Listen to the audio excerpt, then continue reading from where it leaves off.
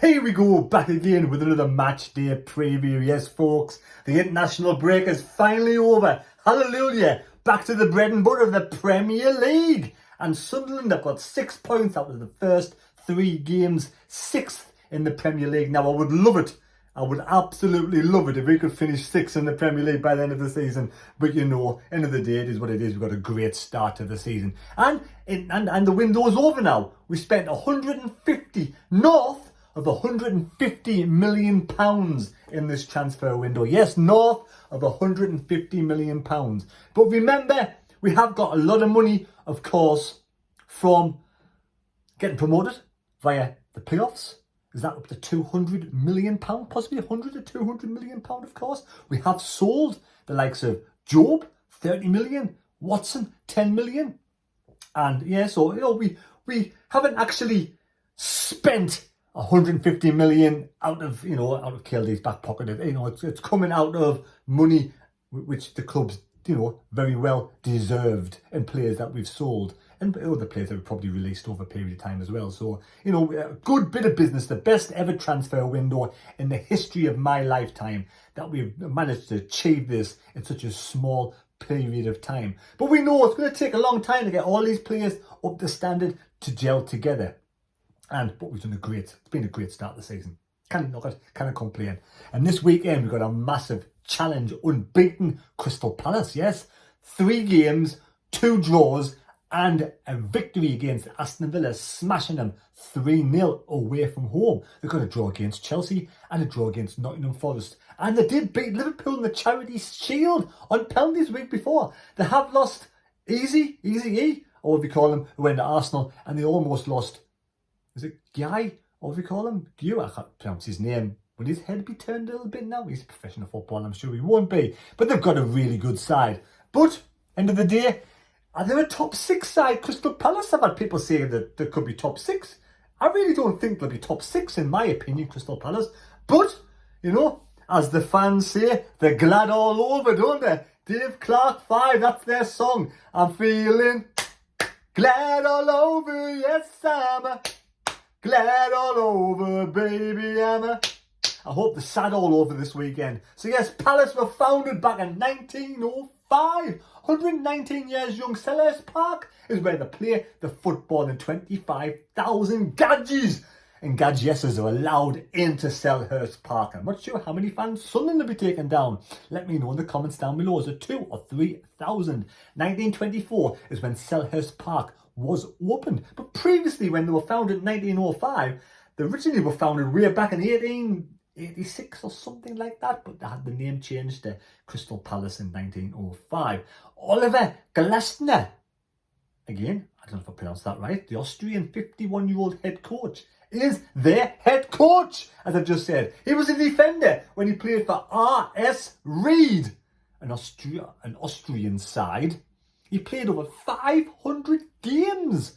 Since then, he's managed 60-odd games for Wolfsburg. He's managed Frankfurt, 90-odd games. He had teams before that as well. And so he's done really well at Crystal Palace. Crystal Palace record so far, 67 games in charge, 31 wins, 21 draws and 15 defeats.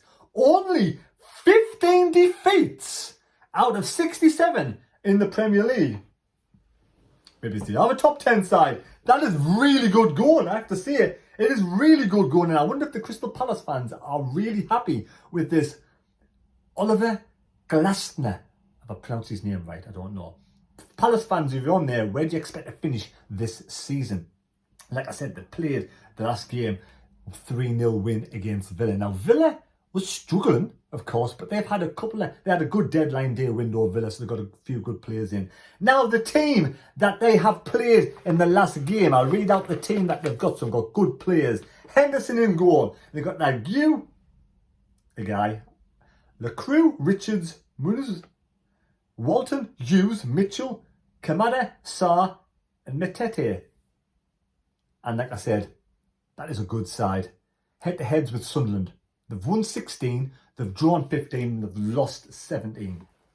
Or we've lost 17. So they've actually got they've got one more win over us. So if we win this weekend, it'll be levels completely in the whole period of the history of Sunderland versus Crystal Palace. The last time we played Crystal Palace, who was the manager of Crystal Palace? Who was the manager of Sunderland? Have a guess? Of course, it was David Moyes, as it was a relegation season. But at half-time, we were winning 4-0. Cornier and Dong, and a brace from Defoe in stoppage time in the first half to be leading 4-0. And Crystal Palace weren't glad all over.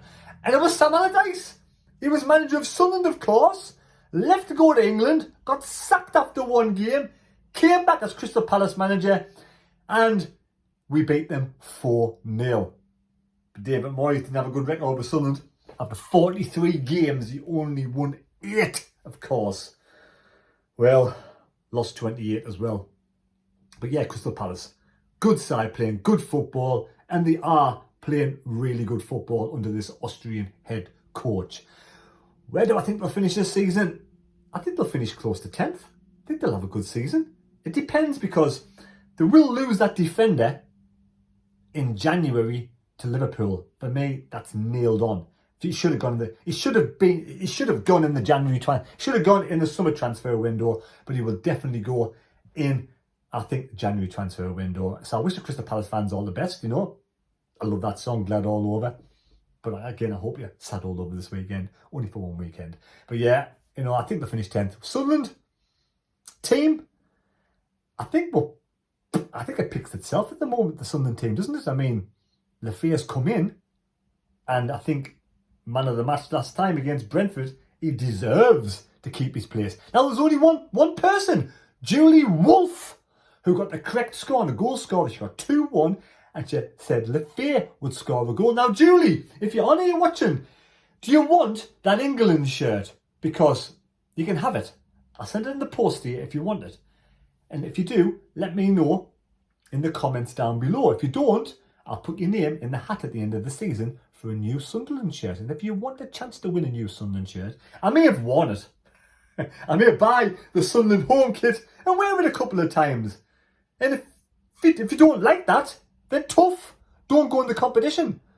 So it is what it is. I've got a brand new away shirt. I might buy the home shirt, wear it a couple of times, and give you it at the end of the competition. At the end of the day, it's still a new shirt, isn't it? I'm not bothered. If you're not bothered, if you are bothered, don't enter the competition. Anyway, leave a score prediction down below in the comments, like Julie Wolfe did. I'm going to go for, it's a tough one. It is. I'm hoping we can defend really well. A sneaky 1-0 Sunderland win. Why not? If Palace win, they'll go above Sunderland. If Sunderland win, we'll go into the top 5, I reckon. I really do. What about Forest? Sacking their head coach and getting Spurs' ex-head coach who got sacked. The merry-go-round in managers is absolutely mental. Nowhere else in the world will this happen apart from football. You sack a pretty good head coach in Nunes. That's his name. I think it is his name.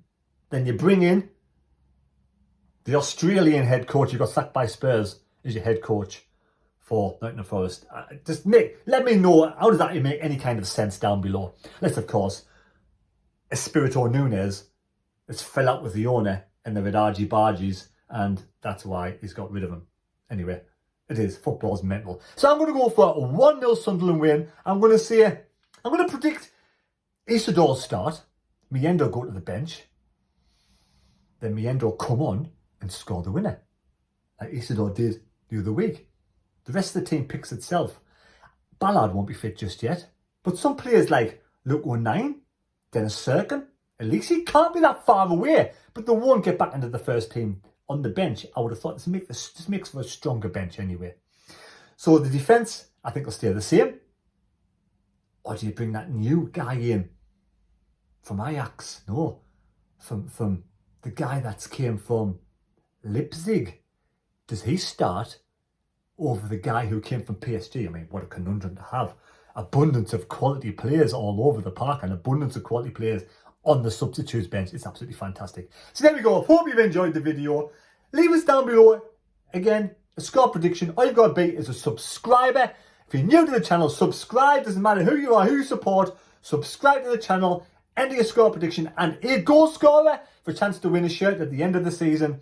unless Julie Wolf doesn't want the England shirt, and then you can win that as well. There we go. Thanks for watching. Take care. God bless me. God go with you. I will be doing a live stream on Saturday. Of course I'll be doing a live stream. Of course I will be. And you can join in with us. See you Saturday. Hopefully a win. This brilliant start of the season. May it continue. Let's hope it continues. But like I said, Crystal Palace are a good side, and he's got them playing bloody good football, this Austrian head coach. So it's going to be a really tough game. Tough game. I'd be happy with the draw. Any away draw is a good result. Just try not to get beat. See you folks. Good night. Take care. May God go with you. Adios.